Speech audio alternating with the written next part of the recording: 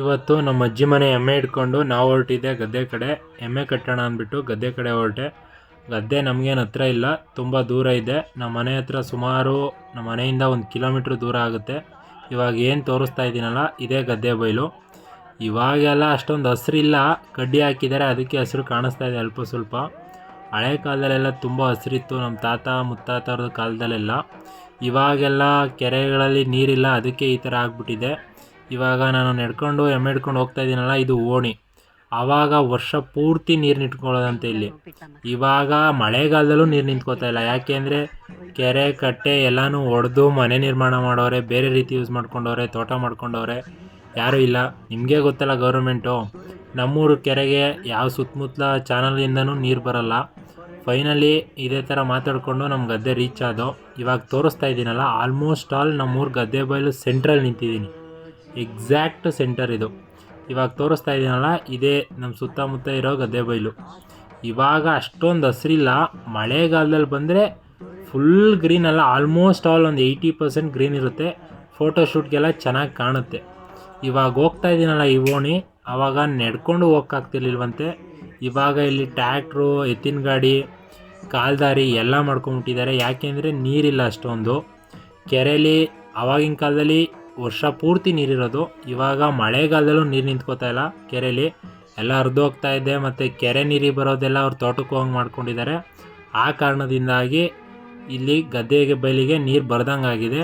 ಇಲ್ಲಿ ಏನೇನು ಜೋಳ ಬೆಳೆದಿದ್ದಾರಲ್ಲ ಅಕ್ಕಪಕ್ಕ, ಇದು ಯಾವುದು ಕೆರೆ ನೀರಿಂದ ಬೆಳೆದಿರೋದಲ್ಲ. ಆ ಟೈಮಲ್ಲೆಲ್ಲ ಕೆರೆ ನೀರಲ್ಲೇ ಬೆಳೀತಿದ್ದು. ಇಲ್ಲೇನು ಬೆಳೆಯೋದಾದರೂ ಭತ್ತ, ರಾಗಿ, ಜೋಳ ಏನೇ ಆದರೂ. ಇವಾಗೆಲ್ಲ ಅವ್ರ ಓನ್ ಬಾವಿ, ಮೋಟ್ರು ಯೂಸ್ ಮಾಡಿಕೊಂಡು ಹಾಕಿರೋವಂಥ ರಾಗಿ. ಅಲ್ಪ ಸ್ವಲ್ಪ ಮಳೆ ಊದಿರುತ್ತೆ, ಬಟ್ ಫುಲ್ಲು ಮಳೆ ನಿಚ್ಕೊಂಡೇ ಬೆಳೆ ಮಾಡೋಕ್ಕಾಗಲ್ಲ ಗದ್ದೆ ಬಯಲಲ್ಲಿ. ಇನ್ನೊಂದು ಗದ್ದೆ ಬಯಲಲ್ಲಿ ಏನಪ್ಪ ಮೇಯ್ನ್ ಪ್ರಾಬ್ಲಮ್ ಅಂದರೆ, ಹಸಗಳನ್ನ ಕಟ್ತೀವಿ, ಎಮ್ಮೆಗಳನ್ನ ಕಟ್ತೀವಿ ಅಂದರೆ ಈ ಕಡೆ ಯಾರು ಟ್ಯಾಂಕ್ ಇಟ್ಟಿರಲ್ಲ. ತುಂಬ ಬಿಸಿಲು ಈ ಟೈಮಲ್ಲಿ. ನಮ್ಮ ಗದ್ದೆ ಬಯಲಿಗೆಲ್ಲ ಇರೋದು ಇದೊಂದೇ ಟ್ಯಾಂಕು, ಆಲ್ಮೋಸ್ಟ್ ಆಲ್ ಇದೊಂದೇ ಟ್ಯಾಂಕ್ ಇರೋದು. ಇಲ್ಲಿ ಯಾರ್ದು ಸುತ್ತಮುತ್ತ ಬೇರೆ ಟ್ಯಾಂಕ್ ಇಲ್ಲ.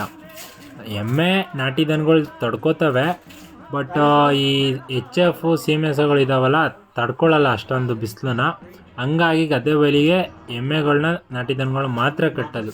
ಹಾಗೆ ಮುಂದೆ ಹೋಗ್ತಾ ಹಳ್ಳಿ ಮರ ನೋಡಿಕೊಂಡು, ಆಗಿನ ಕಾಲದಲ್ಲಿ ಹಳ್ಳಿ ಮರ ಎಲ್ಲ ಪೂಜೆ ಮಾಡೋರು. ಪೂಜೆ ಮಾಡೋರೇ ಇಲ್ಲ ಇವಾಗಿನ ಕಾಲದಲ್ಲಿ. ಪೂಜೆ ಮಾಡೋರೇ ಕಡಿಮೆ ಆಗಿಬಿಟ್ಟಿದೆ. ಇಲ್ಲಿ ತೋರಿಸ್ತಾ ಇದ್ದೀನಲ್ಲ ನೋಡಿ, ಯಾರು ಪೂಜೆ ಮಾಡ್ದಲೆ ಏನು ಮಾಡ್ದಲೆ ಸುತ್ತಮುತ್ತ ಎಲ್ಲ ಬೇಳಿ ಬೆಳ್ಕೊಂಬಿಟ್ಟಿದೆ. ಕೆಲವೊಬ್ರಿಗೆ ಹಳ್ಳಿ ಮರ ಅಂದರೆ ಏನು ಅಂತ ಗೊತ್ತಿಲ್ದಂಗೆ ಆಗ್ಬಿಟ್ಟಿದೆ.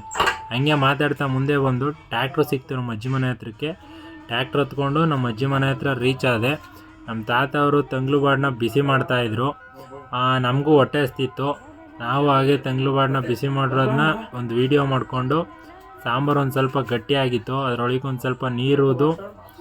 ಏನೇ ಹೇಳಿ, ಆ ತಂಗ್ಳುಬಾಡು ತಿನ್ನೋದೇ ಮಜಾ ಬೇರೆ. ನಾರ್ಮಲ್ ಫಸ್ಟ್ ಟೈಮ್ ಮಾಡ್ತೀವಲ್ಲ, ಅದಕ್ಕಿಂತ ತಂಗ್ಳುಬಾಡೆ ತುಂಬ ರುಚಿಯಾಗಿರುತ್ತೆ. ನಮ್ಮ ಅಜ್ಜಿ ರೊಟ್ಟಿ ಹಾಕಿತ್ತು, ನನ್ನ ಫ್ರೆಂಡ್ಸು ಇದ್ದರು. ತಂಗ್ಳುಬಾಡು ಚೆನ್ನಾಗಿತ್ತು ರೊಟ್ಟಿ ಜೊತೆಗೆ. ತಂಗ್ಳುಬಾಡೆಲ್ಲ ತಿಂದು ನಾವು ನನ್ನ ಫ್ರೆಂಡ್ಸು ಊರಿಗೆ ಬಂದಾಗ ಎಳ್ಳೆಣ್ಣೆ ಹಾಕ್ತೀವಿ. ಆಲ್ಮೋಸ್ಟ್ ಆಲ್ ನಾನೇ ಆಗಲಿ ಅವರೇ ಆಗಲಿ ಊರಿಗೆ ಬಂದಾಗ ಎಳ್ಳೆಣ್ಣೆ ಹಾಕೋತೀವಿ. ಇವಾಗೆಲ್ಲ ಎಳ್ಳೆಣ್ಣೆ ಸಿಟಿಲಿ ಅಷ್ಟೊಂದು ಪ್ಯೂರ್ ಇರೋಲ್ಲ, ಎಲ್ಲ ಕೆಮಿಕಲ್ ಮಿಕ್ಸ್ ಇರುತ್ತೆ. ಇದು ಕೈಲಿ ಆಡಿಸಿರೋ ಎಳ್ಳೆಣ್ಣೆ ತಿಕ್ಕೋತಾ ಇರೋದು. ಹಂಗೆ ಮಾತಾಡ್ಕೊಂಡು ವೀಡಿಯೋ ಮಾಡಿಕೊಂಡು, ಇಲ್ಲಿ ಕಾಣಿಸ್ತಾ ಇದೆಯಲ್ಲ, ಇದೇ ನಮ್ಮ ಅಡಿಕೆ ಗಿಡ. ಇಲ್ಲೇನು ಇದೆಯಲ್ಲ, ಇಷ್ಟು ಮಾತ್ರ ನಮ್ಮದು ಅಡಿಕೆ ಗಿಡ. ಒಂದು 200-250 ನೆಟ್ಟಿದ್ದೀವಿ. ಮಾತಾಡಿಕೊಂಡು ಹಂಗೆ ಮುಂದೆ ಹೋಗ್ತಾ ಎಮ್ಮೆ ಕರ ಇಟ್ಕೊಂಡು ನಾನು ಹೊರಟಿದ್ದೆ ತೋಟದ ಕಡೆಗೆ. ತೋಟದಲ್ಲಿ ಅಲ್ಪ ಸ್ವಲ್ಪ ಕೆಲಸ ಇತ್ತು, ಕೆಲಸ ಮಾಡೋಣ ಅಂದ್ಬಿಟ್ಟು ಎಮ್ಮೆ ಕರನೂ ಕಟ್ಟಿ ತೋಟದೊಳಗೆ ಹೊರಟೆ. ತೋಟದೊಳಗಡೆ ಎಡಮಟ್ಟೆ ಕಡೆಗೆ ಸ್ಟಾರ್ಟ್ ಮಾಡಿಕೊಂಡೆ. ನಾವೆಲ್ಲ ಎಡಮಟ್ಟೆ ಕಡಿತಾ ಇದ್ದೀವಿ. ಅವನು ಹೇಮಂತ್ GK ನನ್ನ ಫ್ರೆಂಡು ವೀಡಿಯೋ ಮಾಡ್ತಾವನೆ. ಇನ್ನೊಬ್ಬ ಪುಲ್ಪುತ್ರ, ಇವನು ಶುಕ್ಪುರುಷ, ಹಂದಿಬಾಡು ತಿಂದ್ಬಿಟ್ಟು ಮಲ್ಗವನು ಗಾಡಿ ಮೇಲೆ ಹೋಗ್ಬಿಟ್ಟು. ಬಾರ್ಲ ಕೆಲಸ ಮಾಡು ಅಂದರೆ ಬೇಕಿರೋ ಮಾಡ್ಕೊಳ್ಳಲಿ ಅಂತವನು. ಅಲ್ಲಿ ಮನಿಕಂಡು ರಾಜ್ನಂಗೆ ಮನಗವನು. ಹೇಳೋರಿಲ್ಲ ಕೇಳೋರಿಲ್ಲ ನನ್ನ ಮಕ್ಕಳಿಗೆ. ಇವ್ರು ಆಡಿದ್ದೆ ಆಟ. ಆಮೇಲೆ ಒಂದು ಇದ್ದಿದ್ದೆ ಅಂದ್ಬಿಟ್ಟು ಒಂದು ವೀಡಿಯೋ ಮಾಡಿಕೊಂಡು ಹಾಗೆ ಇರೋ ಬರೋ ಸೋಗೆಲ್ಲ ಎಳ್ದಾಕ್ತು. ಕೊನೆಗೆ ಬಂದ ಒಂದು 5-10 ಸಲ ಕರೆದ ಮೇಲೆ ಬಂದ ನಮ್ಮ ಜೊತೆ ಅವನು ಜಾಯ್ನ್ ಆದ. ಅಲ್ಲಿದ್ದು ನಮ್ಮ ಸುಮಾರು ಈ ಥರ ನಾವು ಆಗ್ತಾಯಿದ್ದೀವಲ್ಲ, ಸುಡಬಾರ್ದು. ಯಾಕಂದರೆ ಸೋಗೆನ ಸುಟ್ಟರೆ ಎರೆಹುಳು ಸತ್ತೋಗುತ್ತೆ.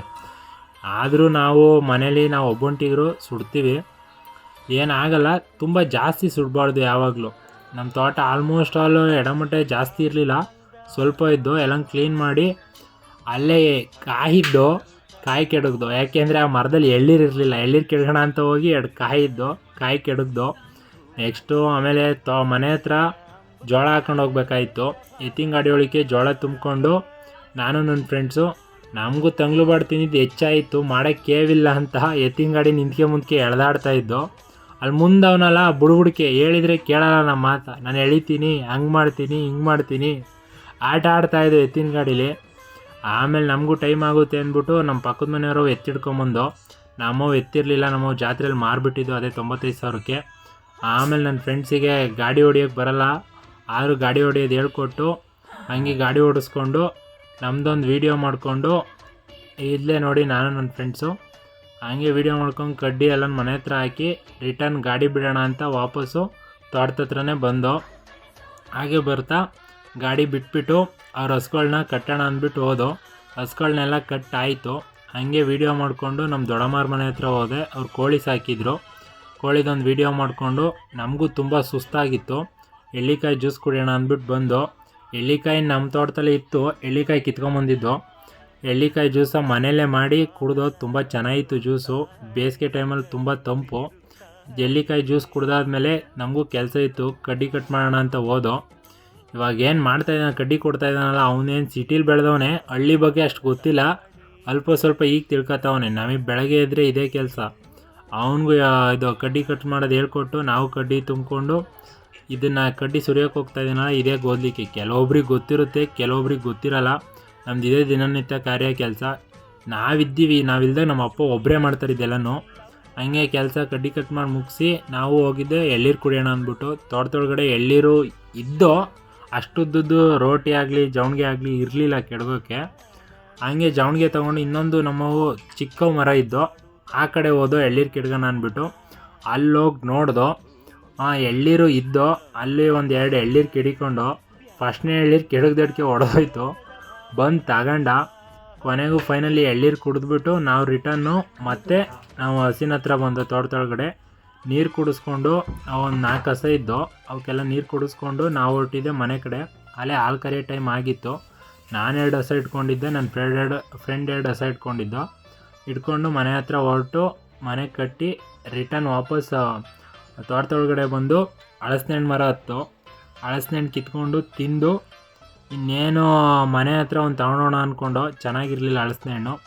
ಅಲ್ಲೇ ಕುಯ್ಕೊಂಡು ಒಂದು ತಿಂದ್ಬಿಟ್ಟು ಎಸ್ತು. ನಮ್ಮ ಅಪ್ಪ ಅವರು ಹಾಲು ಕರಿತಾಯಿದ್ರು. ಅವ್ರು ಹಾಲು ಕರಿತಾ ಇರೋದನ್ನ ನಾನು ಡೈರಿಗೆ ಹಾಕೋಣ ಅಂದ್ಬಿಟ್ಟು ಬಂದೆ. ನಮ್ಮ ಅಪ್ಪ ಅವ್ರಿಗೆ ಅಲ್ಪ ಸ್ವಲ್ಪ ಓರಿ ಜಾಸ್ತಿ, ಜಾತ್ರೆಯಲ್ಲಿ ಓರಿ ಮಾರಿದ್ದು ಅಂದ್ಬಿಟ್ಟು ಹೊಸ ಓರಿ ಇಟ್ಕೊಂಬಂದಿದ್ರು. ಅದನ್ನೊಂದು ವೀಡಿಯೋ ಮಾಡಿಕೊಂಡೆ. ಇವತ್ತಿಂದು ಇಷ್ಟೇ ಫ್ರೆಂಡ್ಸ್. ಯಾರ್ಯಾರು ನನ್ನ ವೀಡಿಯೋ ನೋಡ್ತಾ ಇದ್ದೀರಾ ದಯವಿಟ್ಟು ಲೈಕ್ ಮಾಡಿ, ಸಬ್ಸ್ಕ್ರೈಬ್ ಮಾಡ್ಕೊಳ್ಳಿ. ಇದೇ ಥರ ಕಂಟೆಂಟ್ಗೋಸ್ಕರ ಫಾಲೋ ಮಾಡಿ. ನಿಮ್ಮ ಸಪೋರ್ಟ್ ಯಾವಾಗಲೂ ಹೀಗೆ ಇರಲಿ.